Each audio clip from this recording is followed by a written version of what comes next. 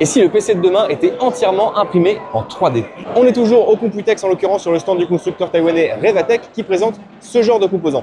Des composants qui sont faits en titane, en cuivre, en acier ou en l'occurrence en aluminium et qui sont principalement dédiés au refroidissement dans le secteur de l'aéronautique, de l'automobile et bien sûr de l'informatique. Leur particularité, c'est qu'ils sont tous fabriqués avec une imprimante 3D ultra précise qui coûte plus d'1 million d'euros. Regardez la complexité de chaque élément, c'est assez impressionnant, d'autant que chacun d'entre eux a été imprimé en une seule fois sans besoin d'assemblage particulier. Bon, en théorie, c'est aussi un peu plus rapide qu'un processus de construction traditionnel, mais ça peut aussi être assez long puisque ce genre de pièce a quand même besoin de plusieurs jours d'impression pour en arriver à ce résultat. Par contre, qui dit pas d'assemblage dit évidemment beaucoup moins d'étapes de production. On passe d'une confection à 3, 4, voire 5 opérations via différentes machines à une seule et unique impression. Ça permet aussi de créer des éléments bien plus complexes avec une surface de dissipation plus importante, donc de meilleures performances. Avec cette présentation au Computex, on s'attend évidemment à ce que des constructeurs informatiques s'intéressent de près à cette technique, de quoi poser la question: